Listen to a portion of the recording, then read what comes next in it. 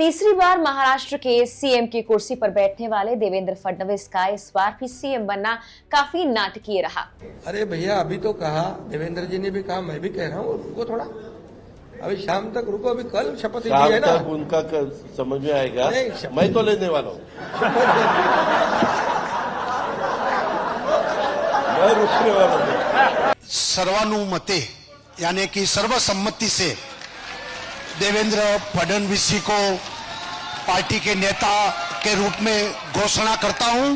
2.5 साल पहले वो बड़ी मुश्किल से शिंदे के डिप्टी बने थे, लेकिन अब फडणवीस का वक्त है और उनके इस वक्त पर ना तो उनकी बेटी दिविजा को कोई शक था, ना ही फडणवीस की मां को।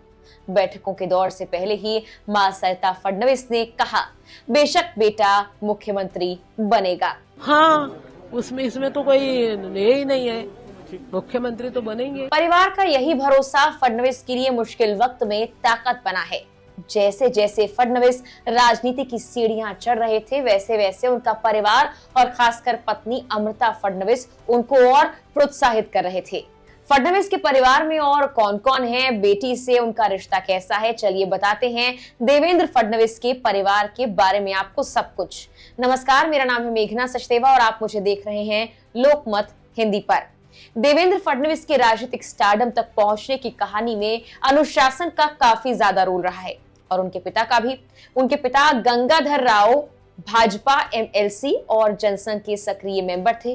पिता और राजनीति से उनके रिश्ते पर बात करें तो जरा एक किस्सा सुनिए। ऐसा कहा जाता है कि फडणवीस ने इंदिरा नाम के कॉन्वेंट स्कूल में पढ़ाई जारी रखने से ही इनकार कर दिया था, क्योंकि उनके पिता तत्कालीन प्रधानमंत्री इंदिरा गांधी द्वारा लगाए गए आपातकाल यानी इमरजेंसी के दौरान जेल गए थे। फिर वो अपना एसएससी पूरा करने के लिए सरस्वती विद्यालय चले गए। देवेंद्र की मां सरिता फडणवीस ने एक इंटरव्यू में ये बताया था कि वो बचपन से बहुत जिद्दी थे। देवेंद्र फडणवीस की मां के बारे में और बताने से पहले उनके भाई के बारे में आपको बताते हैं। पिता के निधन के बाद देवेंद्र के बड़े भाई आशीष फडणवीस ने अपना राजनीतिक करियर छोड़ दिया।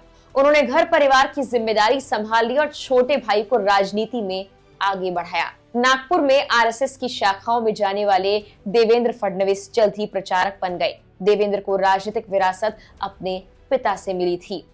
फडणवीस की माता Sarita Fadnavis Vidarbha housing credit society की निदेशक रही हैं, जिनका अमरावती के प्रतिष्ठित कालोटी परिवार से ताल्लुक है। एक दिलचस्प बात और बताते हैं कि महाराष्ट्र में अधिकांश लोग स्थानीय मान्यता के मुताबिक अपने नाम के बीच में पिता का ही नाम लिखते हैं। देवेंद्र फडणवीस तीसरी बार सीएम पद की शपथ लेने जा रहे हैं। इससे पहले उन्होंने 2014 और 19 में भी शपथ ली थी, लेकिन तब अपनी मां का नाम शामिल नहीं किया था। इस बार कार्ड में देवेंद्र फडणवीस के नाम के साथ उनकी मां का नाम भी लिखा है। मुख्य सचिव सुजाता सैनिक की ओर से जारी किए गए एक कार्ड पर उनका नाम देवेंद्र सरिता गंगाधर राव फडणवीस लिखा है। अब बताते हैं देवेंद्र फडणवीस की पत्नी और बेटी के बारे में। साल 2005 में देवेंद्र फडणवीस ने अमृता से शादी की। अमृता फडणवीस गायक के साथ साथ बैंकर हैं। चुनावी हलफनामों के मुताबिक पिछले 5 सालों में अमृता की कमाई उनके पति देवेंद्र फडणवीस से ज्यादा है। 2019-24 के बीच उन्होंने 5 करोड़ से भी ज्यादा कमाए, जबकि उनके पति ने 1 करोड़ 66 लाख कमाए। अमृता फडणवीस के इंस्टाग्राम पर 1.1 मिलियन से भी ज्यादा फॉलोअर्स हैं। उनकी पोस्ट में ग्लैमरस लुक और सामाजिक कल्याण पर प्रेरणादायक पोस्ट शामिल हैं। हालांकि कई बार उन्हें लेकर विपक्ष के बयान भी खूब वायरल होते रहे हैं। हाल ही में कांग्रेस नेता कन्हैया कुमार को ही ले लीजिए। उन्होंने कहा कि ऐसा नहीं होगा कि हम लोग धर्म बचाएंगे और डिप्टी सीएम साहब की पत्नी इंस्टाग्राम पर रील बनाएंगी।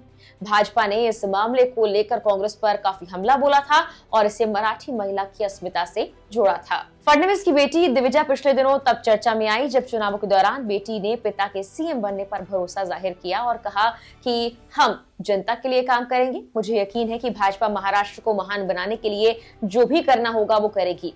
दिविजा फडणवीस की उम्र महज 15 साल है और वो अभी स्कूल की पढ़ाई कर रही हैं। छोटी उम्र के बावजूद दिविजा ग्लोबल वार्मिंग और स्वच्छता जैसे मुद्दों पर जागरूकता बढ़ाने के लिए सक्रिय रूप से जुड़ी रहती हैं। वो अक्सर इंस्टा पर मम्मी और पापा के साथ काफी सारी फोटोज भी पोस्ट करती रहती हैं। बता दें कि 44 साल की उम्र में महाराष्ट्र के दूसरे सबसे युवा मुख्यमंत्री बनने का रिकॉर्ड भी फडणवीस के ही पास है। देवेंद्र फडणवीस साल 1999 और 2014 में नागपुर दक्षिण पश्चिम से विधायक बने थे। इसके बाद भाजपा विधायकों ने उन्हें अपना नेता चुना था। साल 1960 में महाराष्ट्र के निर्माण के बाद राज्य में 17 सीएम बने, लेकिन इनमें से 2 ही अपना कार्यकाल पूरा कर पाए। उनमें से एक देवेंद्र फडणवीस भी हैं। और अब वो एक बार फिर से सीएम पद की शपथ लेने जा रहे हैं। फिलहाल के लिए इस वीडियो में इतना ही।